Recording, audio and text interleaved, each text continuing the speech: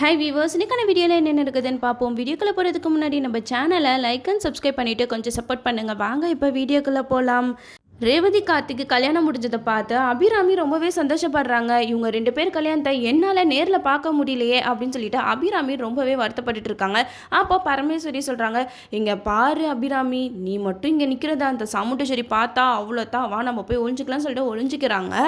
கார்த்தியை ரேவதி காலில் மெட்டி போட்டு விட சொல்கிறாங்க சாமுண்டேஸ்வரி. நம்ம கார்த்தியும் ரேவதி காலில் மெட்டி போட்டு விட்டுட்டாங்க. இதை பார்த்து அபிராமி வந்து ரொம்பவே சந்தோஷப்பட்டுட்டு இருக்காங்க. 2 பேரையும் கோயிலேருந்து வீட்டுக்கு கூட்டிகிட்டு போயிடுறாங்க. வீட்டுக்கு கூட்டிகிட்டு போனால் அங்கே சந்திரகலாவை தான் ஆர்த்தி எடுக்க சொல்கிறாங்க. அதுக்கு சந்திரகலா, நான் இந்த டிரைவருக்குலாம் ஆர்த்தி எடுக்க மாட்டேன் அப்படின்னு சொல்லிட்டு போயிடுறாங்க. அப்போது நம்ம சாமுண்டேஸ்வரியே அங்கே ஆர்த்தி எடுத்து உள்ளே கூப்பிடுறாங்க. நம்ம ரேவதியை அங்கே அரிசி படியை தள்ளி விட்டுட்டு உள்ளே வாமா அப்படின்னு சொல்லிட்டு ராஜராஜன் சொல்கிறாங்க. அப்போ நம்ம ரேவதி, என்னால் முடியாதுப்பா சாரி அப்படின்ட்டு ஒரு மாதிரி வெறப்பாக சொல்லிட்டு உள்ளே போயிடுறாங்க.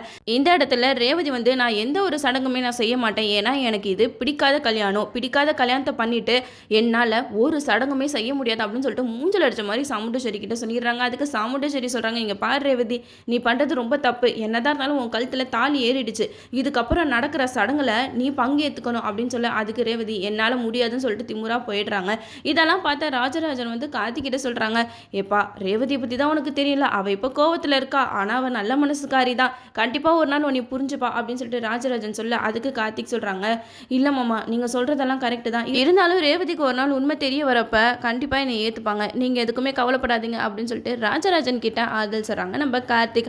இந்த சைடு ரேவதி வந்து ரூம்குள்ளே போயிட்டு கார்த்திக் கிட்ட எரிஞ்சு விழுவுறாங்க.